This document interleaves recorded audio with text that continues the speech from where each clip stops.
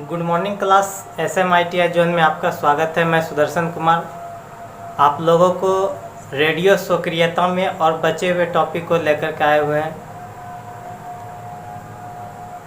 चलिए हम उसको देखते हैं। जो कोई भी पॉलिटेक्निक एवं ITI की इंट्रेंस की प्रवेश परीक्षा की तैयारी कर रहे हैं वो इस वीडियो को शुरू से अंत तक ज़रूर देखें।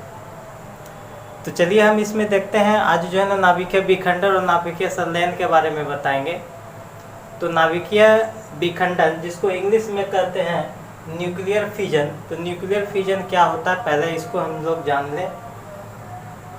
इसको हिंदी में हम लोग कहते हैं नाभिकीय विखंडन। नाभिकीय विखंडन में क्या होता है, एक बहुत बड़ा नाभिक पे जब मंद गति वाले न्यूट्रॉन से, एक बहुत बड़ा नाभिक है, हम उस पर क्या करें, मंद गति वाले न्यूट्रॉन से प्रहार कराते हैं तो वो क्या होता है, दो या दो से अधिक हल्के नाभिक में टूट जाता है और इसमें विशाल मात्रा में ऊर्जा मुक्त होती है। इसी को ही हम लोग कहते हैं नाभिकीय विखंडन, न्यूक्लियर फिजन। यानी नाभिकीय विखंडन में क्या होगा, बहुत बड़ा नाभिक विखंडित होकर के दो या दो से अधिक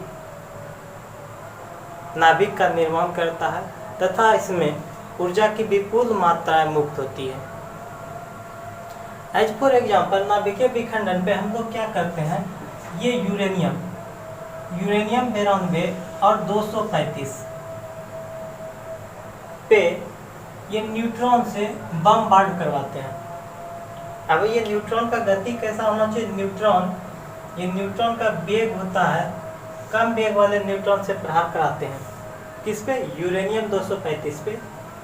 तो ये क्या होता है, बहुत बड़ा नाभिक है, बहुत बड़ा न्यूक्लियर है। ये क्या होता है, टूट जाता है किस में, बेरियम और क्रिप्टन में। बेरियम और क्रिप्टन में टूटा, बड़ा नाभिक दो हल्के नाभिक में टूटा, साथ ही साथ ये 3 नए न्यूट्रॉन को भी जन्म देता है और इसमें एक ऊर्जा की विपुल मात्रा मुक्त होती है, एनर्जी। इसी को हम लोग कहते हैं नाभिकीय विखंडन अभिक्रिया, न्यूक्लियर फिजन रिएक्शन। ये काफ़ी इम्पोर्टेंट है, अक्सर पूछ देता है कि नाभिकीय विखंडन अभिक्रिया में जब यूरेनियम पे मंद गति वाले न्यूट्रॉन से प्रहार कराया जाए तो कितने न्यूट्रॉन, नए न्यूट्रॉन को जन्म देता है। तो आप बोलिएगा 3 नए न्यूट्रॉन को जन्म देता है। साथ ही साथ इसमें कौन सा तत्व बनता है, तो बेरियम और क्रिप्टन, जिसका परमाणु संख्या बेरियम का 56 है और क्रिप्टन का 36 है। ये आप याद रखेंगे। ये अब हम चलते हैं कि इसमें क्या होता है कि नाभिकीय विखंडन में ये सब कुछ पॉइंट है, कम वेग वाले न्यूट्रॉन से प्रहार कराते हैं। फिर इसका एग्जाम्पल है कि नाभिकीय विखंडन अभिक्रिया के न्यूक्लियर फिजन के कौन कौन से एग्जाम्पल हैं। तो उसमें एक परमाणु बम जो होता है, परमाणु बम ये अनियंत्रित श्रृंखला अभिक्रिया का एग्जाम्पल है, अनकंट्रोल चेन रिएक्शन के अंतर्गत आता है। यानी अनियंत्रित श्रृंखला अभिक्रिया यही नाभिकीय विखंडन अभिक्रिया का ही एक रूप है। फिर आप देखिए नाभिकीय रिएक्टर अथवा परमाणु भट्ठी में भी नियंत्रित श्रृंखला अभिक्रिया का एग्जाम्पल है। यानी ये भी इसी का नाभिकीय विखंडन अभिक्रिया का एग्जाम्पल है। क्लियर, ये नाभिकीय रिएक्टर पूछा जाए या परमाणु भट्टी, ये नियंत्रित श्रृंखला अभिक्रिया यानी कंट्रोल चेन रिएक्शन के अंतर्गत आता है। ये सारा जो ये दोनों एग्जाम्पल है नाभिकीय विखंडन का एग्जाम्पल है। कहीं आपको वो नियंत्रित श्रृंखला लिखेगा तो परमाणु बम मारिएगा, या कहीं पे आपको परमाणु भट्टी या नाभिकीय रिएक्टर है उसके लिए नियंत्रित श्रृंखला अभिक्रिया होता है। यानी कि नाभिकीय विखंडन अभिक्रिया के अंतर्गत एक वो नियंत्रित श्रृंखला अभिक्रिया और एक नियंत्रित श्रृंखला अभिक्रिया आता है। क्लियर। अब चलते हैं कि नाभिकीय रिएक्टर में, जो नाभिकीय रिएक्टर में हम ईंधन के रूप में कौन कौन सा तत्व को इस्तेमाल करते हैं, ये आप याद रखेंगे। 292 यूरेनियम 235, यही 92 235 इसको यूज करते हैं, या प्लूटोनियम 239 को, यही 2 को हम प्रयोग करते हैं। अब हम लोग चलते हैं कि ये सोडियम, ये जो नाभिकीय विखंडन अभिक्रिया होता है इसमें हम सोडियम को शीतक के रूप में यूज करते हैं, मतलब कूलेंट के रूप में। सोडियम जो मेरा तत्व है वो कूलेंट के रूप में प्रयोग करते हैं नाभिकीय रिएक्टर में। फिर ये कैडमियम और बोरोन, बी से बोरोन, सी से कैडमियम का हम लोग उपयोग करते हैं विखंडन क्रिया को नियंत्रित करने के लिए।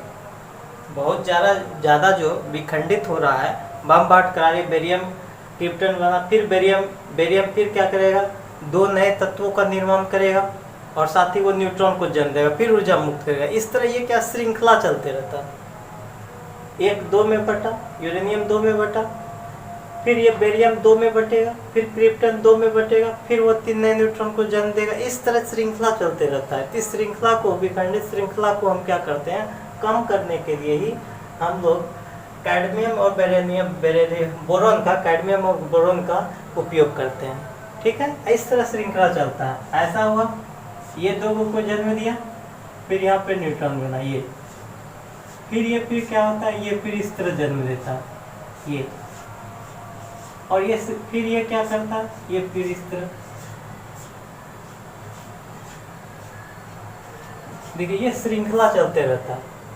तो ये श्रृंखला को कम करने के लिए, इस श्रृंखला को कम करने के लिए हम लोग यहाँ पे क्या करते हैं, कैडमियम और बोरोन का नाभिकीय विखंडन को नियंत्रित करने के लिए प्रयोग करते हैं। अब चलते हैं D2O, भारी जल जिसको हम लोग कहते हैं ड्यूटेरियम ऑक्साइड। ये भारी जल अथवा ग्रेफाइट का प्रयोग हम लोग न्यूट्रॉन की गति को नियंत्रित करने के लिए। देखिए ये न्यूट्रॉन को गति को नियंत्रित कर रहा है, ये विखंडन क्रिया को नियंत्रित कर रहे थे, तो वो कैडमियम में बोरोन लिए थे। इस पर कंफ्यूज मत होइएगा। न्यूट्रॉन की गति को कम करने के लिए भारी जल अथवा ग्रेफाइट का प्रयोग कर सकते हैं, 2 में से कोई एक।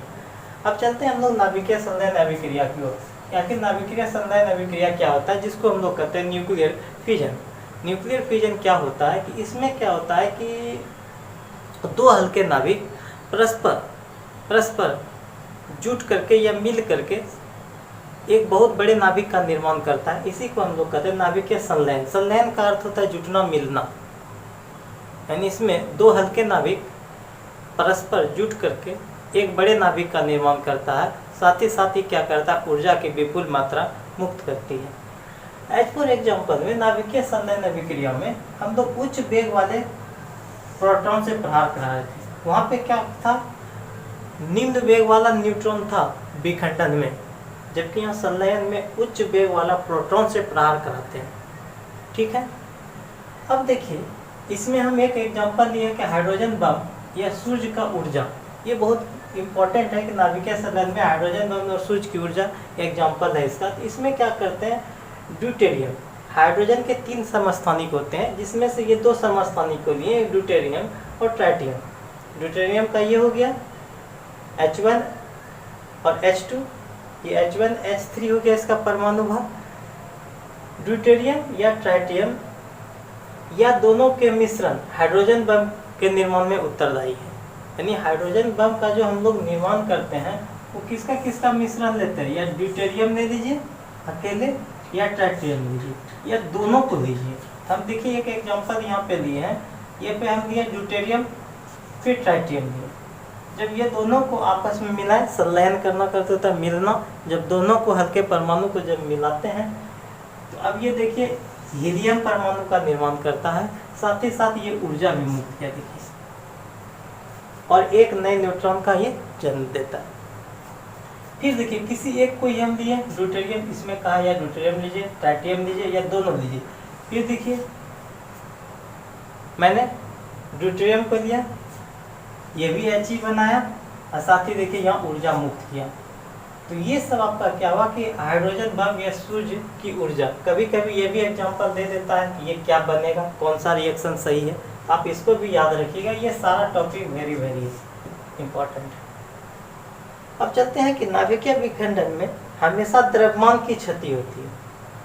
जो नाभिकीय विखंडन अभी हम लोगों ने देखे, न्यूक्लियर फ्यूजन जो देखे थे, उसमें देख रहे थे कि मास का हमेशा क्या होता है, ह्रास हो रहा है, द्रव्यमान की क्षति हो रही है। तो जो कि हमको आइंस्टीन के इक्वेशन से प्राप्त होता है, आइंस्टीन के समीकरण से। वो आइंस्टीन का समीकरण क्या है, E = mc²। क्लियर, ये कहीं ना कहीं क्या है कि एग्जाम में इससे कहीं ना कहीं पूछा जाता है, एक ना एक क्वेश्चन आपको पॉलिटेक्निक या ITI लेवल में आपको देखने को मिलेगा, या अदर कंपटीशन में भी देखते हैं। तो आगे इसके बाद देख लेते हैं और बचे हुए रेस्ट को, कुछ महत्वपूर्ण सूत्र को देखते हैं रेडियो सक्रियता में, जो कि इससे अक्सर सवाल पूछता है। कोई भी रेडियो सक्रिय तत्व का अगर नॉमरिकल इससे भी बनेगा, ये एक 3 फार्मूला पे आपको नॉमरिकल देखने को मिलेगा। तो एक formula n is equal to n0 1/2 पे पावर स्मॉल n।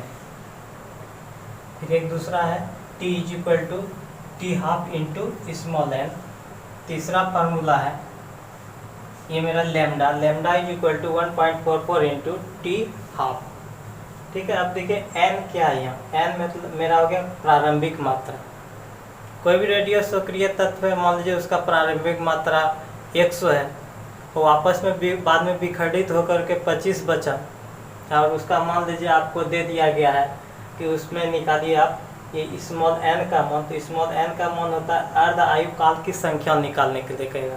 तो n स्मॉल n अर्ध आयु काल को सूचित करता है, ठीक है।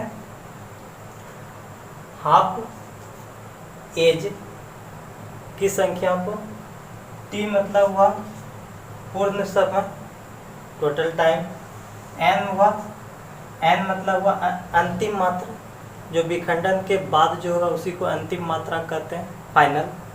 और फिर n0 मतलब हो गया इनिशियल में उसका क्या वैल्यू था, मतलब प्रारंभिक मात्रा। फिर t½ का अर्थ होता है अर्धायु काल, ठीक है। ये जो लैम्डा का अर्थ होता है औसत जीवन का, एवरेज लाइफ। ये जो है ये तीनों फार्मूला रेडियो सक्रियता में बहुत इंपॉर्टेंट है। इससे भी एक सवाल आएगा आपको, मान लीजिए किसी भी तरह का सवाल देता है कि किसी एक वस्तु का आयु जो है प्रारंभ में x था, फिर ये प्रारंभ का विघटित होकर के 10 हो गया, तो इसका अर्ध आयु काल की संख्या निकाले, तो आप इस पे रख करके निकाल दीजिएगा, ठीक है। इससे सवाल आप बनाइएगा, अगर किसी तरह का दिक्कत होगा फिर आप कमेंट सेक्शन में हमसे पूछ लेंगे। फिर ये देखिए, फिर दूसरा फार्मूला दिए एक उत्सर्जित अल्फा कणों की संख्या। तो अल्फा कणों की संख्या निकालना है, जब आपको द्रव्यमान दिया है तो द्रव्यमान संख्या में कमी बटे 4 कर दीजिएगा तो वो अल्फा कणों की संख्या हो जाएगा। फिर अगर हमको बीटा कणों की संख्या निकालना है, इससे एकदम मोस्ट इम्पोर्टेंट है ये फार्मूला दोनों, ये एक ना एक सवाल इससे आपको मिलेगा।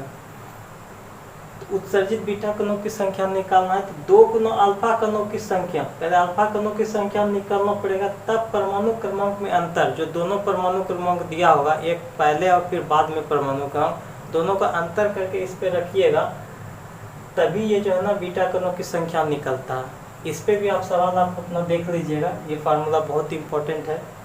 फिर रेडियो समस्थानिक का उपयोग या प्रयोग हम लोग कहाँ करते हैं, तो फास्फोरस का उपयोग अस्थि रोग में, ये याद रखिएगा, अस्थि रोग में हम लोग फास्फोरस का उपयोग करते हैं, ये रेडियो समस्थानिक का प्रयोग है, ठीक है। फिर कोबाल्ट का प्रयोग हम लोग क्या करते हैं, ब्रेन ट्यूमर में या कैंसर के इलाज में। ये भी पूछता है कि कैंसर के इलाज में हम कौन सा तत्व का प्रयोग करते हैं, तो कोबाल्ट का करते हैं, कोबाल्ट 16, ये याद रखिएगा।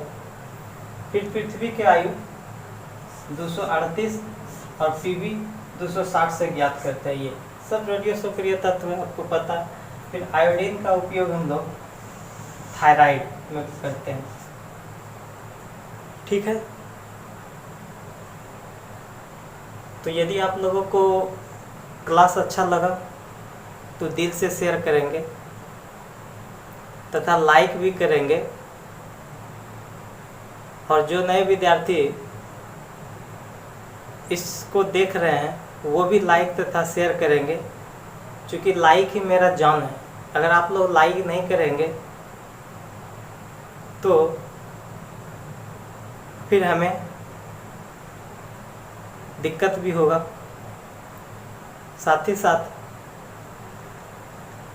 जिन किन्हीं विद्यार्थियों को किसी प्रकार का दिक्कत हो रहा हो वो कमेंट बॉक्स में कमेंट ज़रूर करेंगे। Thank you class.